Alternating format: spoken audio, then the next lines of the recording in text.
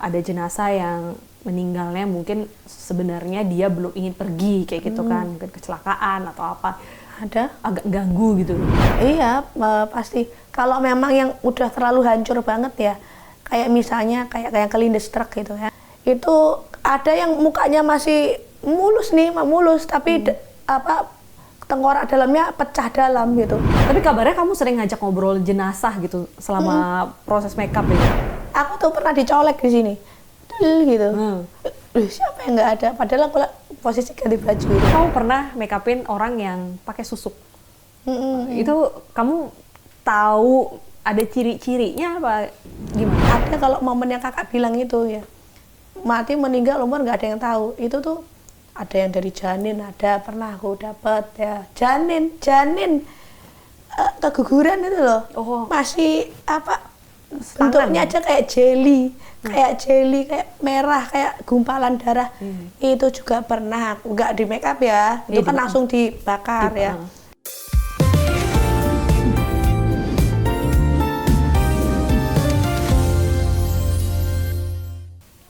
Hello Kidzoners, welcome back to Herspektif bareng gua Bernadetta Ginting, dan di studio Herspektif hari ini sudah hadir Kak Angel Soul. Apa kabar? Iya. Welcome to Okezone. Terima kasih udah diundang. Terima kasih juga sudah hadir. Jadi Kak Angel Soul ini Okezoners profesi sehari-harinya adalah make up artist. Tapi make up artist yang kali ini cukup unik karena merias jenazah. Kalau biasanya orang kan merias ya sesama manusia, ini merias jenazah gitu. Pengen nanya-nanya karena tadi sebenarnya off the record sudah banyak ya spill cerita-ceritanya yang bikin kaget juga gitu kan, momen-momen uniknya. Tapi saya pengen berangkat dari sejak kapan sebenarnya Kak Angel ini merias jenazah? Usianya berapa tuh? Sekarang 29. 29, berarti mulainya dari usia? Ini jalan mau 4. Oh, mau 4. 3 tahun sih, 3 tahun. Mau ke 4 tahun. Awal mulanya itu? 6 tahun. 6 tahun. 26 tahun, ya. Oke, awal mulanya memang sekolah khusus kecantikan atau nggak sengaja berkecimpung jadi profesi ini? Kalau untuk dari kecil ya, dari remaja umur 10 tahunan atau 11 tahun ya, masa-masa puber tuh suka make up gitu. Nah, suka make up, terus habis itu SMA juga suka gitu, kayak make up sendiri gitu.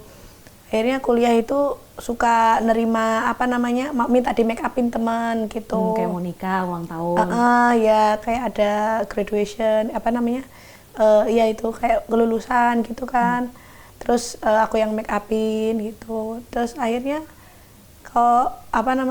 dari situlah aku pengen nyoba kok ngerias manusia kok kayak gini-gini aja. Kalau aku merasa kayak kurang challenging gitu. Apa nggak dia jenazah aja ya gitu. Itu tiba-tiba kepikiran gitu? Ya itu sih sebenarnya berproses gitu, nggak langsung ini gitu, nggak langsung aku itu sebenarnya juga ada perjalanan spiritualnya juga sih Kak gitu. Oke, perjalanan spiritual pribadi itu sebelum merias jenazah atau setelah merias jenazah? Sebelum. Kayak panggilan alam gitu. Apa, boleh cerita nggak waktu itu momen spiritual apa yang tiba-tiba terjadi di hidup Angel Soul di usia muda itu? Iya, waktu itu kan aku sebelumnya aku tuh kerjanya di customer service di handphone gitu Kak. Itu gitu. masih di Surabaya? Iya, di Surabaya. Habis itu kan aku gimana ya, mau habis lah kontraknya gitu. Ini kontrak aku mau habis, aku mau kerja apa ya?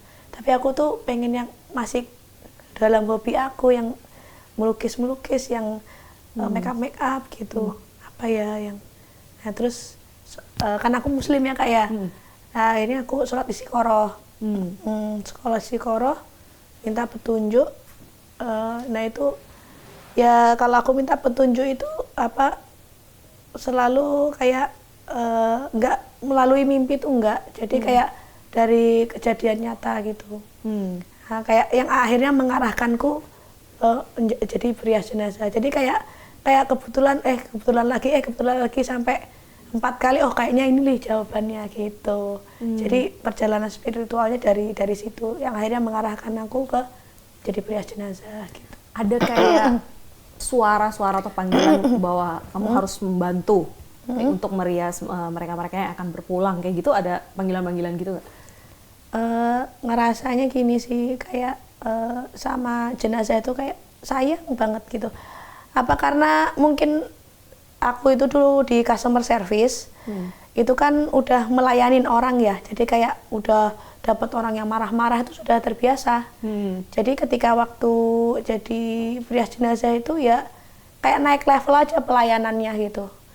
Ibaratnya dulu saya melayanin orang yang marah-marah gitu, customer service kan pasti kan tempatnya orang dimarahin ya gitu. Pasti. Terus habis itu aku jadi perias jenazah, jadi kayak naik aja, jadi makin melayani lagi, jadi kayak sudah ada jiwa pelayanannya tuh di waktu jadi customer service. Jadi kayak akhirnya kok kayak relate gitu. Oke, jadi benar sih, melayani ibaratnya gitu, karena kan nggak semua orang mau memegang jenazah orang lain gitu kan, dengan banyak kasus penyakit atau mungkin insiden kayak gitu. Masih inget nggak jenazah pertama yang dipegang waktu itu, kenapa dia? Oma-oma sih. Oma usia ya? Udah usia, udah oma-oma gitu. Awal-awal sih nggak yang serem-serem amat gitu ya, yang ya pada udah orang tua udah meninggal gitu aja. Terus aku make upin, aku riasin gitu. Pengalaman pertama waktu jadi perias jenazah itu ya omanya tuh ya, oh begini ya ternyata jenazah itu dingin ya gitu. Jadi penasaranku tuh bukan takut ya, bukan takut sama mayatnya, enggak gitu. Cuma penasaran aja, katanya mayat itu dingin ya gitu. Oh oke. Katanya mayat itu dingin, emang dinginnya kayak gimana sih? Jadi kayak kulit kita kena AC. Itu kan dingin kan. Ya udah tuh kita kayak megang, kayak nyentuh kulit kita tuh ya kayak dingin kayak gitu. Dingin. Tapi kan mungkin jenazah ya nggak bisa komplain lah ya sama riasan Kak Angel. Tapi mungkin keluarga gitu pernah ada request aneh-aneh nggak? Saya maunya ini di make up ala Korean look atau western gitu-gitu. Oh banyak gitu. Tetap rewel ada juga ya? Banyak, pasti minta gitu kan, pasti kan minta yang terbaik kan. Apalagi kan untuk yang terakhir kalinya ya, pasti kan yang terakhir kalinya harus yang terbaik dong gitu. Jadi benar-benar harus maksimal mungkin gitu Kak. Jadi mintanya kalau yang mungkin ya, yang yang keluarga itu request, biasanya minta ditipisin gitu, misalnya minta di softin gitu ya. Jadi softin, kurang soft lagi, habis itu dihapus make upnya, ini baru natural gitu. Ya ini mah nggak di make upin gitu. Tapi mungkin kulit orang yang sudah meninggal ketika di make up agak beda mungkin, jadi warnanya juga agak lebih pucat, lebih kebiruan gitu, sehingga memang ada yang sampai hitam karena penyakit gitu. Iya, karena jantung. Ada yang kuning juga ada gitu. Kalau biasanya nih, kalau kondisi jenazah itu, kan aku juga mandiin jenazah juga. Oh, satu ini ya, satu paket ya, ada mandiin juga, ya juga ngerias juga. Nah, kalau kondisi jenazah itu ya normalnya kalau habis meninggal itu punggung belakangnya itu lebam gitu, kayak darahnya kan turun, itu namanya lebam mayat namanya.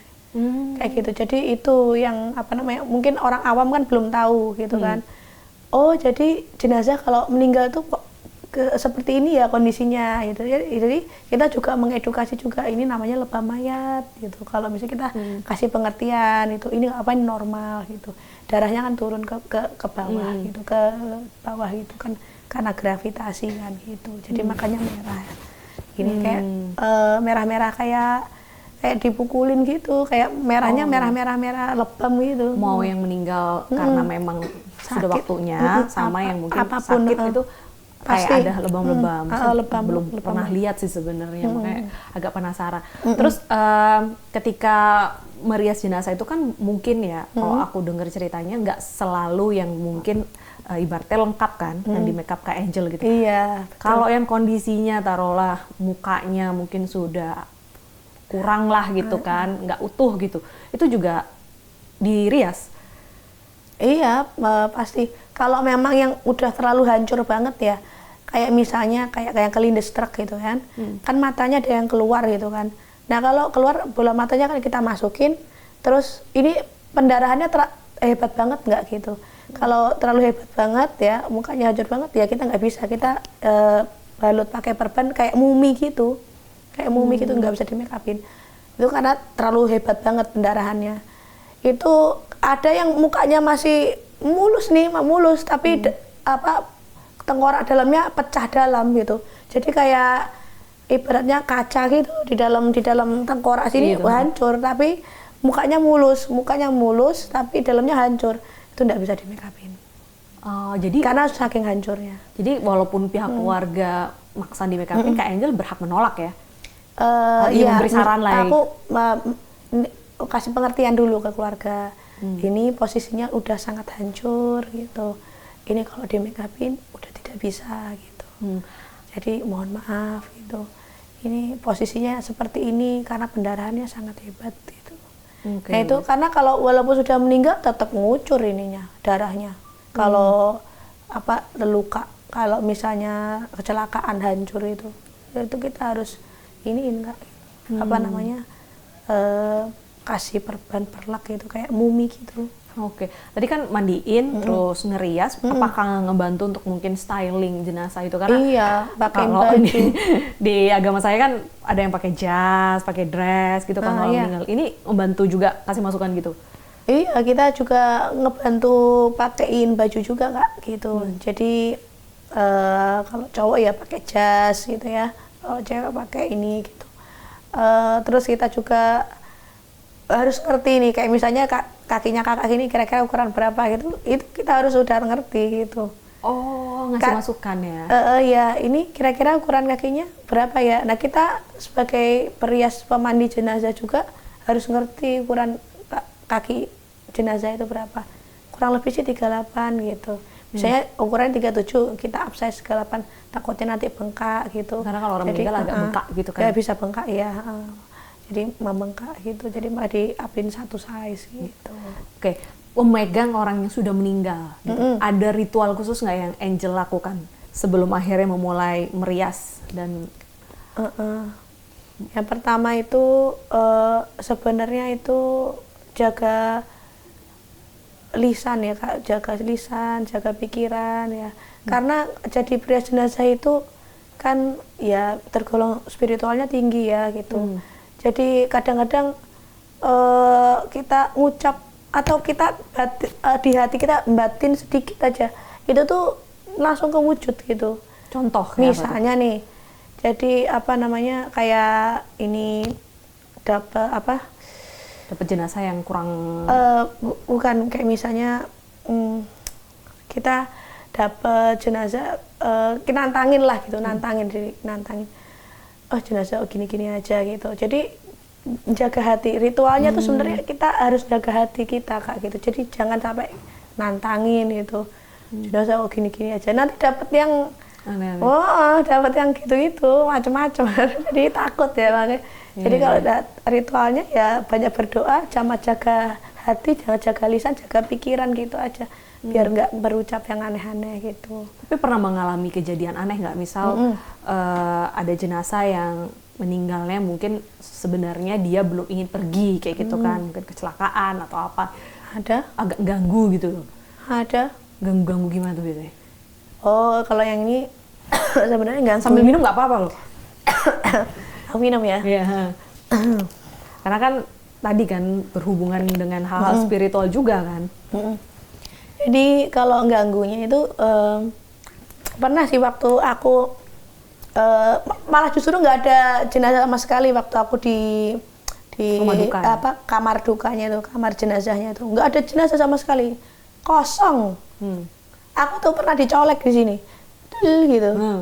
Siapa yang nggak ada? Padahal aku posisi ganti baju itu. Oke. Ya, itu tak lihat kan tiraian gitu kan, tirainya kan kayak di IGD gitu loh, tirai gimana sih di IGD kan tirai ya itulah selambu gitulah. Ya, itu kan posisi lagi prepare gitu. Loh, ada yang nyolek aku gitu. Tak lihat kan akhirnya nggak ada orang. Ya itu pernah digangguin. Kenalan gitu. Tapi iya. kalau yang Ini gangguin. ganggunya udah di tahap sampai bikin kamu kayak, udah takut banget nih ini gitu. Sampai minta pertolongan gitu, pernah nggak?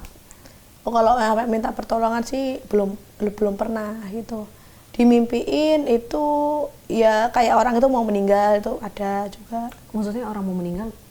Orang itu mau meninggal gitu. Kenalan kamu gitu? Iya, jadi kayak bapaknya teman saya gitu. Itu kayak dimimpiin 3 hari berturut-turut itu. Pernah itu kayak gitu. Oh. Kayak orangnya itu mau meninggal gitu. Oke, pengalaman-pengalaman spiritual ini berarti semakin kuat ya ketika kamu menjalankan profesi ini 6 tahun? Iya. Ya jadi macam-macam. Ada ya kalau misalnya tadi kakak tanya yang orangnya belum mau meninggal tapi meninggal dulu. Ada yang bunuh diri itu. Nah, kalau orang bunuh Itu 2 hari lalu apa 3 hari lalu aku dapat orang yang bunuh diri. Bunuh diri gara-gara depresi, dia ini cowok ya posisinya cowok. Jadi satunya stres karena istrinya tekanan tuntutan. Saya bukan ekonomi sih, kayak tuntutan aja. Banyak nuntut lah, harus begini harus begitu gitu. Depresi, dokter loh padahal. Terus overdosis enggak. Terus habis itu Masih muda, masih umur 32. Masih muda. Dia ada kayak datang ke mimpi ngomong atau mungkin curhat ya? Enggak, kalau itu sih enggak sih. Waktu itu dikasih tahu kalau dia bunuh diri juga karena saking stresnya, udah depresi. Berarti kamu kalau mau ngerias jenazah itu dapat informasi ya ini meninggalnya karena apa gitu? Ada sebagian iya, ada yang enggak gitu. Karena itu juga saya nggak mungkin kepo-kepo tanya gitu. Itu mah privasi keluarga. Tapi kalau seandainya dia meninggal karena sakit gitu, yang memang nggak boleh bersentuhan gitu, berarti kamu dikasih tahu nggak? Maksudnya ini jangan deh, kayaknya ini karena meninggalnya karena penyakit gitu. Iya, ada kalau yang itu pasti diinfoin, misalnya kayak penyakit HIV gitu. Iya, itu kan berarti ini kan harus ada treatment khusus lah, nggak langsung main pegang kan? Diinfoin gitu, maksudnya ini karena apa gitu. Ya, yang ini sih HIV sih. Pokoknya penyakit apapun yang bisa ada berpotensi menularnya itu aku takut. Iyalah, kan harus menjaga diri juga kan, iya. gitu. Tapi kabarnya kamu sering ngajak ngobrol jenazah gitu selama proses makeup itu? Iya, sering. Itu biar nggak berasa lagi kerja atau memang ada sebuah hasil spiritual di situ? Ya, aku sering ngajak ngomong kayak cantik banget gitu. Ini pasti banyak yang sayang ya gitu. Jadi opa cakep banget deh, jangan lupa ntar ini ya dikasih tip ya gitu, jangan lupa gitu, jangan ntar tambahin ya gitu. Kadang pernah gitu kayak asal nyeletuk aja gitu, kadang ngebecandain gitu. Ini kayak apa ya, jadi rasanya tuh kalau itu kan seperti kita aja, cuma udah nggak bernyawa aja ya, anggap aja itu ya kayak kita tapi udah nggak bernyawa gitu, anggap aja ajak bercanda aja gitu. Tapi kalau lagi make upin tuh kan pihak keluarga ada di situ juga? Ada gitu, dia juga ngelihat saya ngomong gitu. Kadang ya aku diem, kadang ya ajak ngobrol gitu, tergantung suasana keluarganya juga. Ada yang keluarganya yang nggak bisa ini, nggak bisa nerima, sedih banget ya. Ada sedih banget itu ya, saya juga ikut ini kalau mau biar make upnya tak makin bagus itu kan, kalau moodnya perias jenazah semakin bagus, ajak bercanda kan energi positif kan ke kita. Nah itu nanti riasannya jadi bagus banget gitu.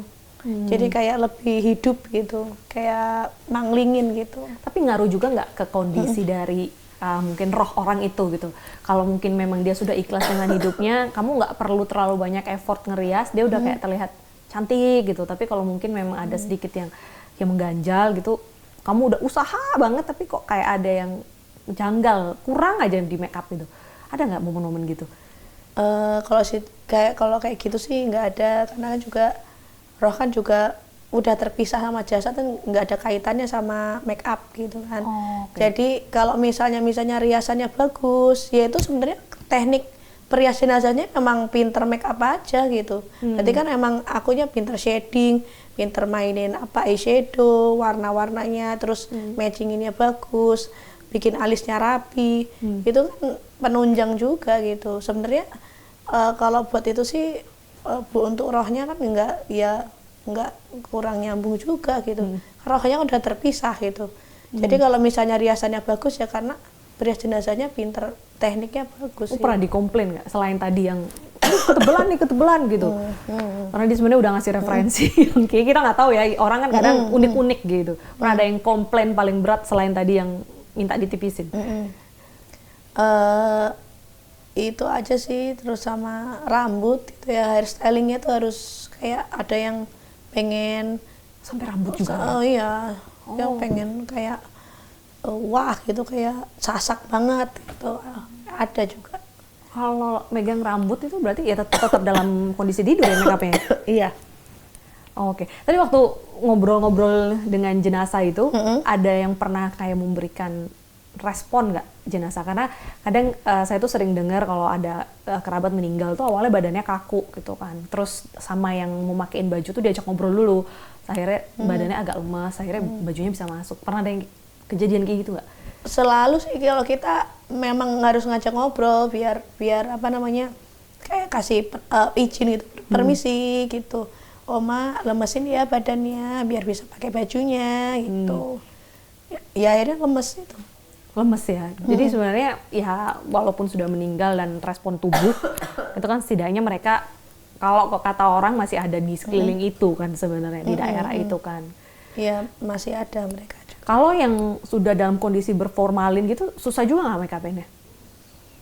Tergantung, kalau memang udah sangat kaku banget ya, misalnya nggak dimandi-mandiin gitu ya, misalnya terus kondisinya terus udah diformalin nih, terus mungkin WNA ya, mungkin kayak warga negara asing nih, itu kan nunggu keluarganya kan lama ya? minggu berapa harian lah gitu buat sampai itu. Kan pasti diformalin dulu, habis diformalin kan dimasukin freezer kan, biar pengawetannya lebih bagus gitu kan. Terus dikeluarin, itu bekunya kayak es gitu. Wah itu yang challenge-nya di situ. Yang dia minta touch up lagi? Iya, itu susahnya di situ, kita harus pinter bisa make up-nya biar nempel gitu. Oh, oke. Tapi peralatan make up kamu tuh ya kayak yang kita mau make up sehari-hari? Iya, biasa aja, make up kayak make up biasa aja gitu. Tapi kalau make up orang kan kliennya request-nya mau foundation merek ini gitu. Kalau ini enggak ya, keluarga terima aja udah ya? Kita ada level sih. Oke, baru tahu, menarik. Ada level. Sesuai harga? Atau sesuai harga. Mau yang misalnya standar ya, kita nggak bilang low ya, standar, middle, atau yang apa profesional gitu. Profesional tuh satu, kalau yang mukanya hancur banget, yang luka, yang apa, yang misalnya nih keserempet nih, kecelakaan tuh kan ininya baret kan, itu harus pakai yang profesional gitu. Jadi tingkatan itu berdasarkan kondisi jenazah ya? Oke, kalau yang profesional tuh udah ya mungkin yang atau pengen maksudnya wajah omanya nih mungkin udah keriput, pengen nutupin fleknya, pengen bagus banget pakai yang profesional dong, ya bisa gitu. Oke, tapi kalau yang profesional tuh juga pakainya juga kita yang luxury juga, ya, misalnya kayak pakai yang Chanel yang bermerek Dior, YSL gitu. Jadi kalau kita juga ada harganya, ada kualitasnya juga dong. Masa udah bayar mahal-mahal ya kan? Kualitasnya ecek-ecek gitu. Oke, menarik ya. Wah, ternyata sampai akhir hayat ada request seperti itu. Tapi kabarnya kamu pernah make upin orang yang pakai susuk. Itu kamu tahu ada ciri-cirinya apa gimana? Kalau sebenarnya kalau dari sepintas ya, kalau mata aku sih orang biasa ya, nggak yang mau lihat oh ini susuk gitu, enggak gitu. Ya kalau disiram kan ada waktu kan aku juga mandiin ya, ada guru spiritualnya datang, itu bawa air daun kelor gitu. Bukan daun kelor. Minum dulu. Daun dewa. Kalau orang pakai susu masih daun dewa tetap diikutin sama gurunya. Iya, maksudnya dia mungkin punya ilmu pegangan apa buat anti apa kebalannya kuat, buat ini cantik apa. macam-macam kan gitu kan, ada yang untuk kekebalan, ada yang buat anti tusuk, apa ada buat anti apa namanya, buat cantik ya, macam-macam gitu.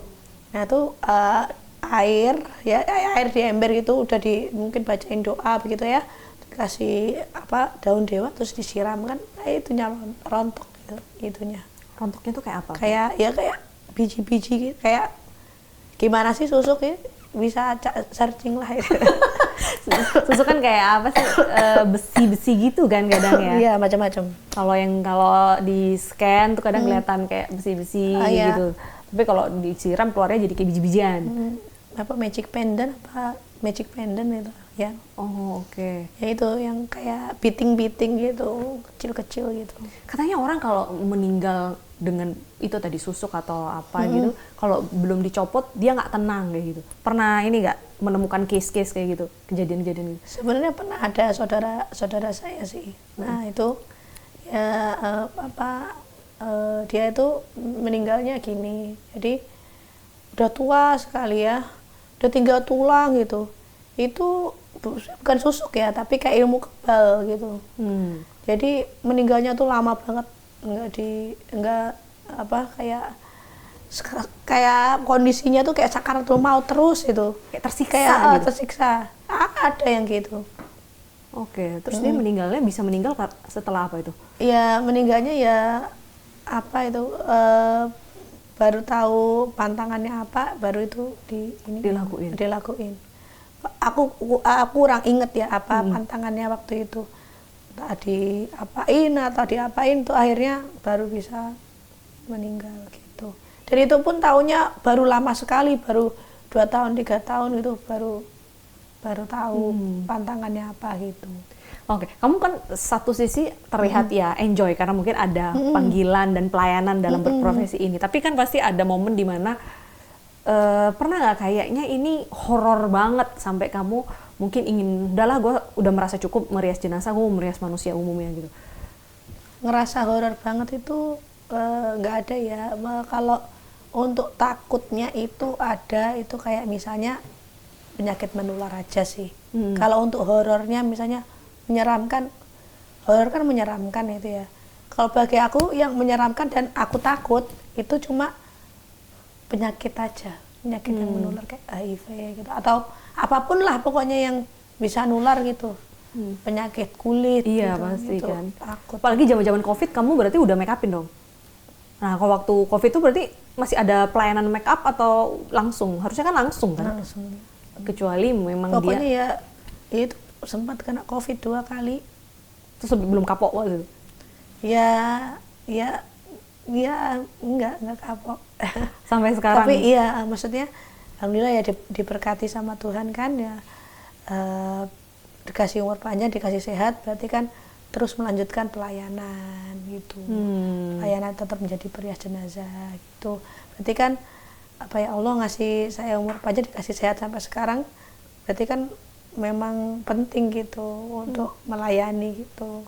Tapi ada hal yang mungkin menarik ketika setiap hari, hampir tiap hari berarti ada yang kamu rias ya dalam 1 minggu, 7 hari. Gitu kan.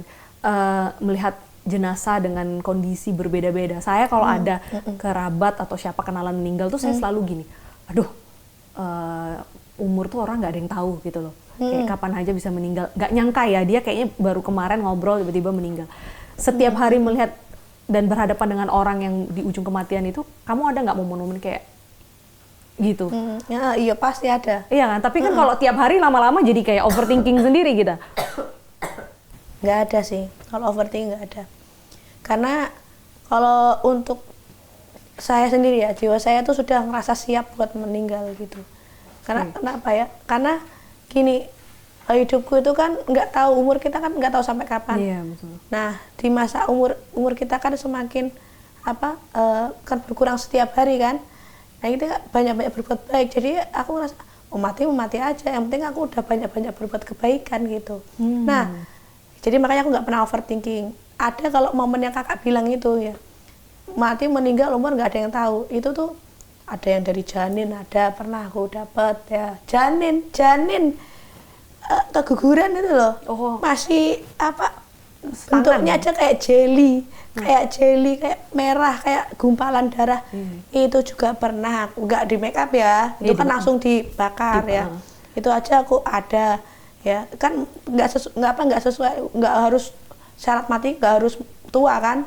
Ada yang masih sehat banget, ada yang mau seminggu lagi kontesan gym, kontesan atlet ini loh, atlet binaragawan, nah itu loh yang mau kontes di Malaysia. Itu seminggu sebelum dia kontes itu meninggal, badannya kan sehat-sehatnya. Nah itu kan nggak meninggal kan nggak harus, syaratnya nggak harus sakit, nggak harus tua juga, nggak harus muda, yang janin ada, yang sehat mau seminggu atlet juga, mau binaraga, mau ini kontes meninggal ada. Yang umur 14 tahun ketabrak motor kecelakaan ada juga. Jadi ya kalau misalnya ngelihat gitu ya, yang dari muhasabah diri, jadi refleksi ya dari diriku tuh bagaimana sikap orang-orang sekitarnya gitu. Kehilangan banget nggak sama ini. Ada kan bapak yang meninggal anaknya nih umur masih 12 tahun atau 14 tahun, masih SMP lah ya, meninggal. Itu sedih-sedihnya sampai nangis, yang laki-laki kalau nangis kan berarti kan sudah sangat sedalam itu ya. Itu sampai kebawa pulang tuh kayak juga ikut sedih, padahal di mandiin nggak sedih, tapi pas pulang itu sedihnya kebawa. Itu pernah ada kayak gitu. Jadi kalau ya yang kayak gitu tuh yang bikin nggak ada yang overthinking sih. Jadi cuma refleksi aja, refleksi bagaimana keluarga-keluarga sekitar ini mana ngelihat ininya meninggal tuh bagaimana responnya gitu. Saya kehilangan apa gitu. Saya juga pernah dengar bahwa kadang tuh ya saya nggak tahu ya, ini Zoners juga pernah mendengar sebuah kalimat ini. Kadang tuh kita melihat apakah orang itu berbuat kebaikan yang datang ya itu betul, itu relate banget itu. Pernah nggak ada kejadian momen pemakaman di mana yang datang cuma 1 atau 2 orang gitu? Ya sedikit sih, orangnya wow banget tapi yang datang sedikit ada. Orangnya nggak begitu terkenal ya, aku juga begitu tahu gitu. Tapi yang ngasih karangan bunga itu sampai hampir penuh itunya. Rumah dukanya tuh sampai hampir penuh bunga sih yang itu. Sampai dalam hati aku gini, amalan apa ya yang diperlakukan orang ini sampai sewangi ini, sampai seharum ini, sampai banyak yang memberikan berbelasungkawa sampai sekehilangan ini. Berarti dia tuh sangat berjasa sekali gitu. Amalan perbuatan apa yang dilakukan sampai ini bisa wangi. Nah itu yang aku jadi refleksi gitu. Bener kata kakak, yang kalau kita semakin berbuat kebaikan, responnya orang juga ini. Itu betul, relate itu juga. Waduh. Tapi ada nggak dengan profesi ini yang selain tadi kamu mau berbuat baik itu, membentuk seorang angel soul yang menjadi mungkin lebih kuat, lebih mature gitu? Momen-momen apa yang pernah kamu alami gitu? Ya satu, pendewasaan diri juga. Jadi kita jadi lebih punya kesadaran yang lebih tinggi lagi. Misalnya nih, kan setiap hampir 75%, 80% yang saya terima itu pasti diabetes, gula terus. Nah, aku suka gula, aku suka manis gitu. Nah, pendewasaan di dalam diri aku menjadi lebih dewasa lagi, menjadi lebih sadar lagi. Wah, enggak boleh nih, harus stop besok puasa gitu. Valid berarti ya? Iya, betul. Bukan hanya dokter yang ngomong, tapi trias jenazah juga ngomong. Iya, betul. Hampir 75%, 80% itu meninggal diabetes, jantung, stroke, kayak gitu. Penyakit tua gitu. Hampir kebanyakan seperti itu. Jadi makanya ini matinya kayak gini, aku nggak boleh mati gini gitu. Biar kakinya kan nggak busuk ya. Kalau kakinya busuk kan ya bau ya. Bau gitu. Okay. Gitu. Itu sih Kak. Menarik, banyak hal sebenarnya yang dijalani ini sampai akhirnya gini. Kamu nggak ada keinginan merias ini, ya mungkin nggak sekarang gitu. Kapan gitu nanti memang menjadi MUA yang merias manusia? Kalau saat ini sih, kalau mau make upin misalnya nih kakak nih ya, Angel, aku mau dong di make upin kamu, mau aja gitu. Ya udah boleh, sini aku make upin gitu. Ya aku seneng. Kalau aku tuh karena jiwanya aku suka menolong orang, melayani orang, kayak gimana gitu. Jadi aku seneng kalau melayani orang gitu. Mau itu yang hidup atau yang mau mati, siap. Mau dipanggil Angel, mau dong di make upin sama kamu. Tapi buat apa aku ini riasan ini mau ke lulusan gitu. Yeah, Wisudaan itu. Oh boleh, siap gitu. Jadi siap-siap aja, mau orang yang hidup oke, mau orang yang meninggal oke gitu. Ada pernah ketemu mungkin jenazah yang minta tolong kamu nggak? Misal dia mungkin korban kekerasan, korban pembunuhan yang dia ngasih kamu sedikit tanda untuk menyelesaikan kisah hidup mereka, membantu lah ibaratnya, bukan menyelesaikan. Kalau itu sebenarnya, kalau yang ranahnya itu sebenarnya harusnya forensik ya. Kalau perias jenazah itu Kan mandiin juga kan? Kadang jarang ada.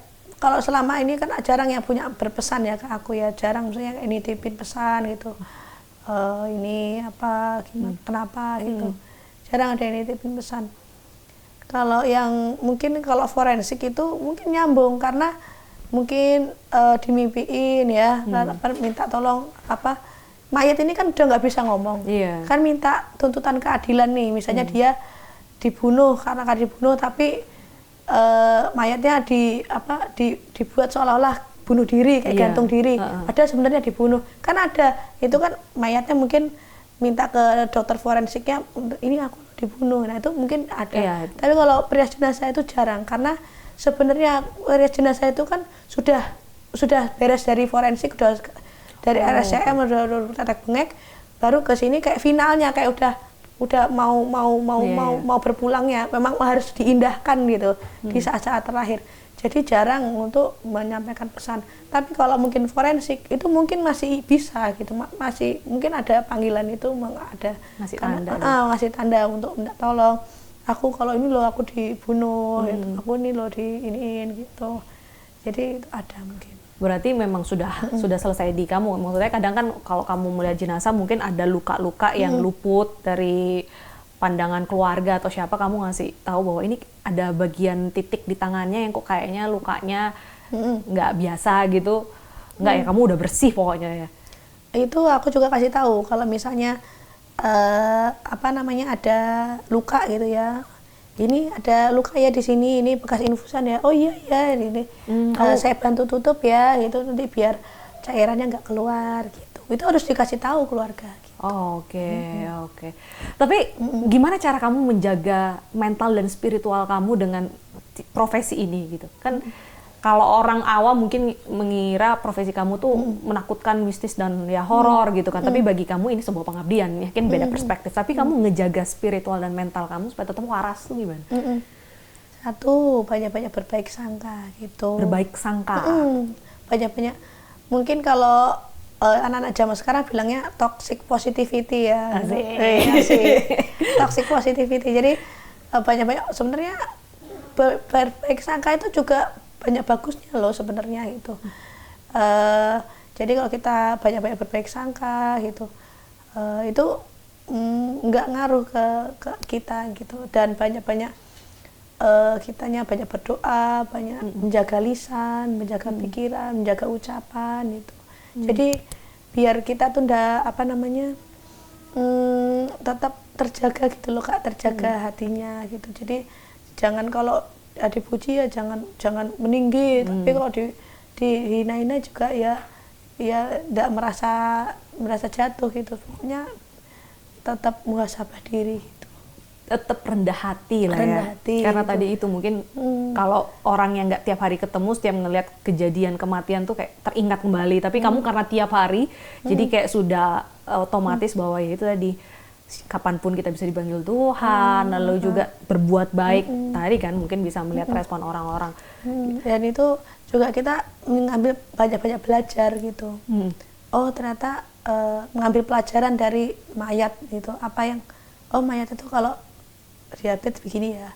Oh mayat kalau didonor matanya. Ada waktu itu pernah aku yang didonor matanya nggak ada itu. Oh mayat kalau jadi ada pengetahuannya, ada ini. Jadi terus belajar itu. Jangan takut tapi terus belajar. Oh gini ya. Oh kalau mayat yang seperti ini begini ya gitu. Jadi kita banyak belajar gitu. Tapi kamu ada kayak kebiasaan untuk menjaga spiritualitas kamu nggak mungkin? Kalau kemarin tuh saya pernah ngobrol ada dia kerja di forensik ya. Dia untuk menjaga spiritual ya dia ke pondok pesantren setiap bulan supaya kuat gitu loh. Kalau dari kamu ada nggak? Sebenarnya ini aku karena kebiasaanku ya, kebiasaanku tuh aku suka sedekah, nasi berkat setiap hari gitu, banyak grounding ya, bermeditasi, banyak-banyak bersyukur gitu sama Tuhan. Terima kasih Tuhan, terima kasih ya Allah, aku sudah dikasih hidup, aku bisa melayani orang gitu, bisa ngeriasin jenazah jadi cantik lagi. Ya, semoga aku tuh jadi ngasih sambil sembako berkatan, nasi berkatan gitu, kitanya itu refleksi diri gitu, merenungin setiap hari gitu. Itu sih yang bikin kuat, yang apa namanya sisi spiritualnya juga banyak-banyak berdoa gitu, banyak-banyak berdoa berzikir gitu. Oke.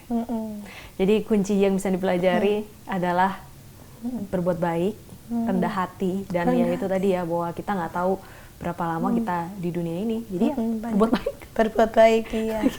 Berbuat baik dan ya tapi tetaplah harus menjadi diri kita sendiri dari juga. Dari kita sendiri, betul. Jangan karena mungkin terobsesi ingin dikenal baik, kan beda. Orang yang memang naturally baik sama pengen dilihat baik kan? Ya beda. Ada yang biar pencitraan gitu ya. Itu akan nanti juga efeknya juga beda gitu. Kalau hatinya sudah ya ikhlas ya, maksudnya kayak udah aku melakukan ini ya karena aku senang, karena ya suka aja melayani gitu tanpa mikir harus balasannya bagaimana, ya udahlah berbuat baik aja gitu, tanpa harus mikirin balasan gitu. Itu nanti pasti berbeda gitu. Tapi kamu kalau habis merias jenazah yang mungkin kondisinya kurang baik, masih bisa kayak makan atau ada beberapa jam mungkin kamu agak menetralkan diri kamu sendiri gitu? Kalau lapar ya makan. Oke, semua quotes menarik.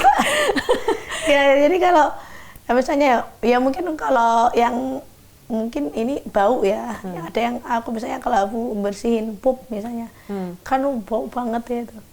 Tapi kalau benar-benar kondisinya waktunya makan dia lapar ya makan aja gitu, ndak terganggu karena mungkin apa udah terbiasa terbiasa gitu. Juga sering ya alhamdulillah sering puasa gitu. Jadi nahan lapar itu sekalian gitu puasa gitu. Jadi misalnya satu kan tadi kan aku ingat banyak yang diabetes, besok harus puasa nih. Berarti kamu udah nggak minum boba ya? Karena... Ya masih ada, masih ada, tapi nggak too much gitu. Tetap imbang ya, di balance gitu. Oh ini waktunya makanan pengen manis nih tubuhku gitu. Ini harus stop, harus besok puasa seminggu, puasa 10 hari gitu. Jadi imbang gitu, mau asupan manisnya dapat ya, nutrisinya dapat kan juga makan buah juga, tapi juga diimbangi puasa. Jadi balance gitu gitu. Oke, thank you Angel Soul. Sebenarnya ada arti nama dari soul, jiwa ya gitu. Jiwa ya. Sebenarnya ada ceritanya juga aku. Punya nama Angel Soul itu. Karena jadi sebenarnya kan nama asli aku kan Safa Amelia kan. Oh, jauh banget. Safa Amelia sama Angel. Terus waktu aku ngerias itu namanya siapa? Safa, kamu Muslim? Iya, aduh jangan kamu Muslim itu ya. Jadi pernah dapat apa ya diskriminasi dulu tuh. Akhirnya ganti nama. Sekali dua kali kayaknya cobalah Angel aja. jadi dari nama panggung Angel Soul. Jadi angel itu kan malaikat ya, Iya. soul kan jiwa. Jadi kayak seperti malaikat yang mempercantik jiwa-jiwa yang berpulang. Mantap. Gitu. Jadi kayak bagus aja buat jadi nama brand. Bahkan gitu. nama pun juga ada maknanya memilih dari gitu. Jadi ya alhamdulillah sih Lancar semua. membawa berkah rezeki juga gitu. Oke, thank you Angel sudah main-main ke Iya, sama-sama. Oke Zone dan Perspektif. Thank you juga buat Oke Zoners yang udah nonton. Jangan lupa like, share, and subscribe. Bye-bye.